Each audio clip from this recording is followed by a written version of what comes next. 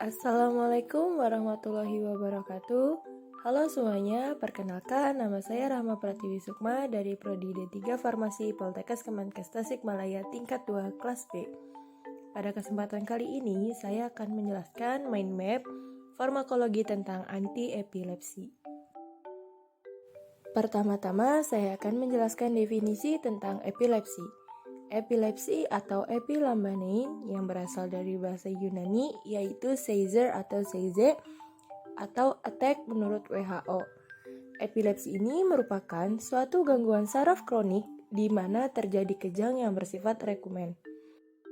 Kejang adalah manifestasi klinik dari aktivitas neuron kortikal yang berlebihan di dalam korteks cerebral dan ditandai dengan adanya perubahan aktivitas pada saat dilakukan pemeriksaan EEG. Selanjutnya, diagnosis. Pasien didiagnosis epilepsi jika mengalami serangan kejang secara berulang. Untuk menentukan jenis epilepsinya, selain dari gejala, diperlukan berbagai alat diagnostik seperti EEG, CT scan, MRI, dan lain-lain. Selanjutnya, klasifikasi epilepsi.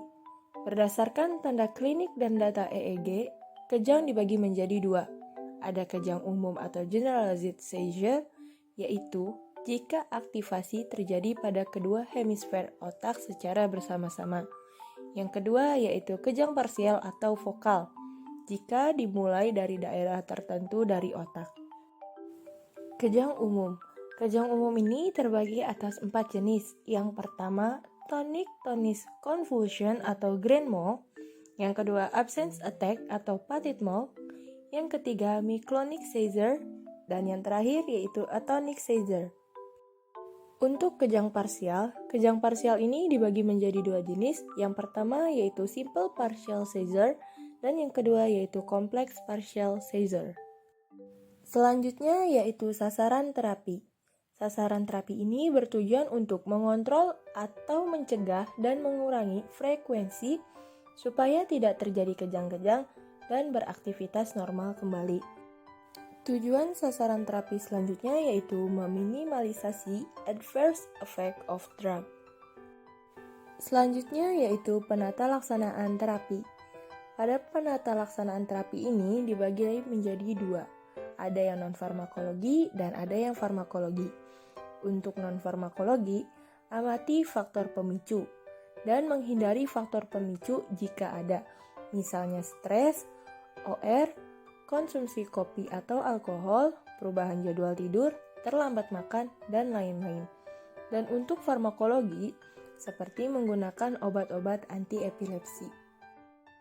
Pembahasan selanjutnya yaitu obat-obat yang meningkatkan inaktivasi kanal NA+. Inaktivasi kanal NA yaitu menurunkan kemampuan syarat untuk menghantarkan muatan listrik. Contoh obatnya yang pertama yaitu phenytoin.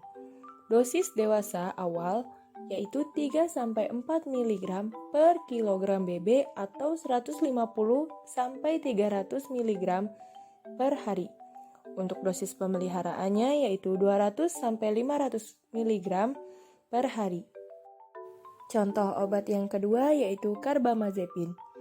Carbamazepin dosis awalnya 200 mg per oral 2 kali per hari dapat ditingkatkan pada per minggu interval dengan menambahkan hingga 200 mg per hari.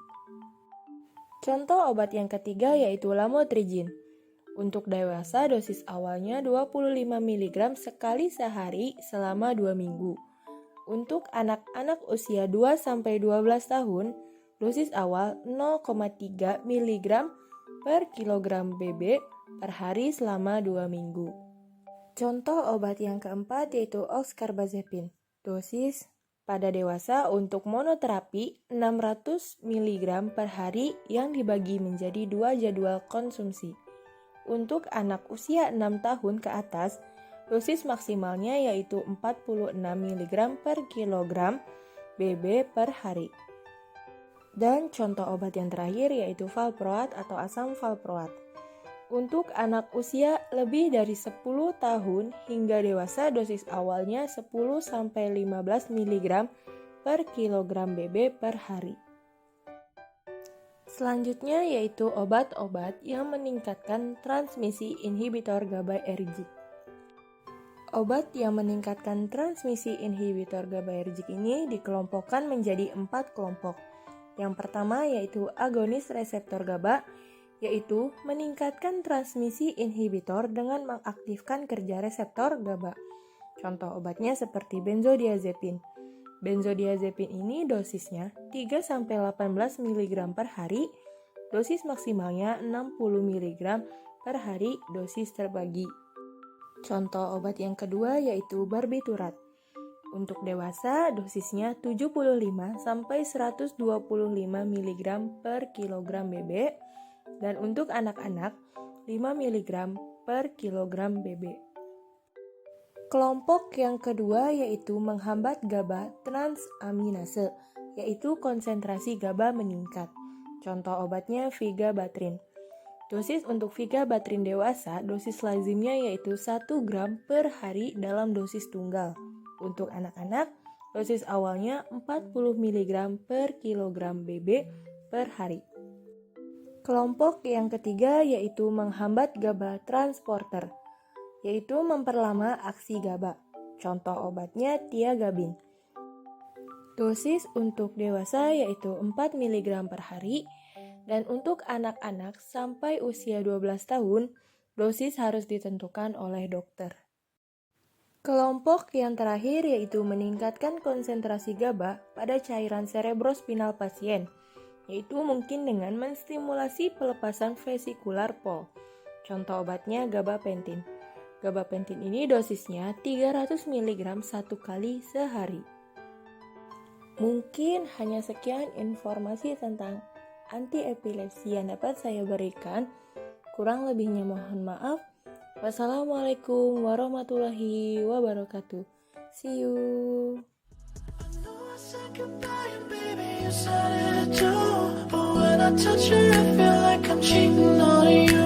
I thought that I'd be better when I found someone